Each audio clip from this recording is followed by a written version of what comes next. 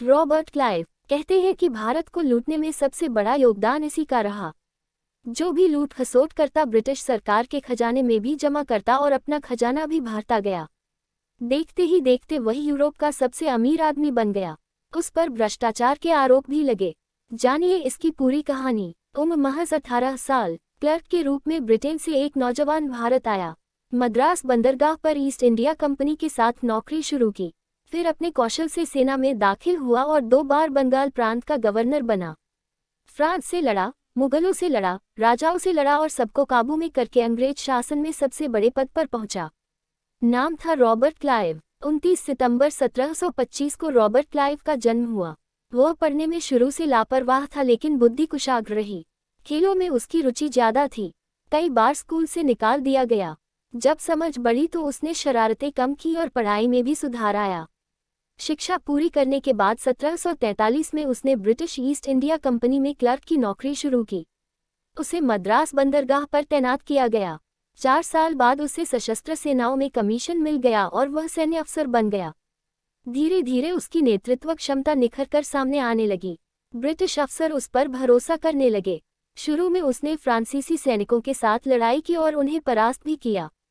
महज कुछ सालों में लगातार जीत हासिल करते हुए क्लाइव का उत्साह इतना बढ़ चुका था कि उसने साल 1757 में 50,000 सैनिकों वाली सेना के सामने सिर्फ 3200 सैनिकों के साथ युद्ध में शामिल हुआ।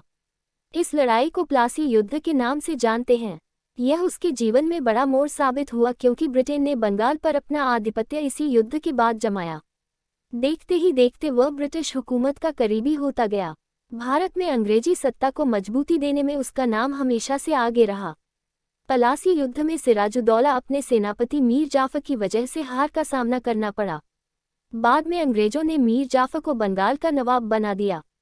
ये लड़ाई क्लाइव ने मीर जाफर से युद्ध में जाने से पूर्व किए गए एक समझौते के बाद जीती थी।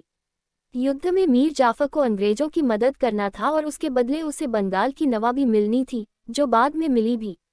अंग्रेज एक साथ 2 फ्रंट पर जीते, प्लासी की लड़ाई भी और बंगाल पर राज करने का अधिकार भी, क्योंकि मीर जाफर तो सिर्फ नाम का नवाब था।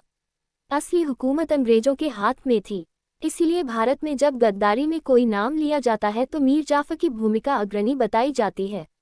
अनेक युद्ध को जीतने के बाद उसके सामने ईस्ट इंडिया कंपनी के अंदर से भ्रष्टाचार और अराजकता को खत्म करने की चुनौती थी। वह काफी हद तक कामयाब भी हुआ। उसे क्लाइव ऑफ इंडिया के नाम से भी जाना जाता था। वारेन हेस्टिंग्स के साथ मिलकर उसने राजनीतिक वर्चस्व भी हासिल करने में बड़ी भूमिका अदा की। एक सैन्य अफसर के रूप में करियर शुरू करने वाला क्लाइव मेजर जनरल के रूप में ब्रिटिश भारत के कमांडर इन चीफ के पद तक पहुंचा।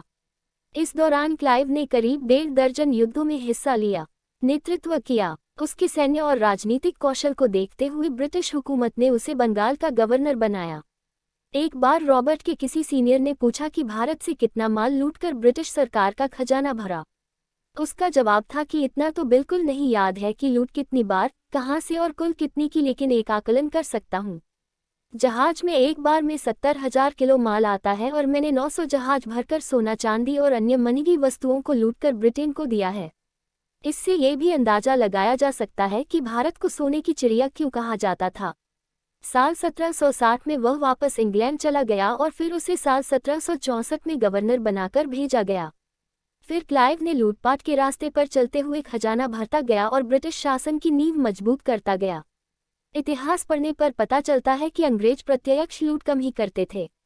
वे छोटे छोटे राजाओं, नवाबों में फूट डालते, फिर जिसे सपोर्ट करते उससे लाखों रुपए ले लेते। और यह सिलसिला अनवरत चला। हर राजा ने, नवाब ने गरीबों को लूटा और ब्रिटिश खजाने को देता गया। इसके पीछे सिर्फ और सिर्फ किसी भी तरह अपना प्रभुत्व बचाने की कोशिश मात्र होती थी। फूट डालो और राज करो का सिद्धांत क्लाइव ने जो डाला, उसे आने वाले हर अंग्रेज अफसर ने फॉलो किया। साल 1767 में क्लाइव ने भारत छोड़ा तो फिर नहीं लौटा। इंग्लैंड में उस पर भ्रष्टाचार का मुकदमा चला। हालांकि वह बरी हुआ, लेकिन तब तक अंदर ही अंदर टूट चुका था। क्लाइव की मौत आज भी रहस्य बनी हुई है। कहीं खुदकुशी की जानकारी मिलती है तो कहीं स्वाभाविक मौत की। हालांकि खुदकुशी की ओर ज्यादातर का ध्यान जाता है। कम उम्र में इतनी उपलब्धि हासिल करने के बावजूद मुकदमे की वजह से वह अंदर ही अंदर टूट चुका था और अंततः महज 49 साल की उम्र में दुनिया को अलविदा कह दिया।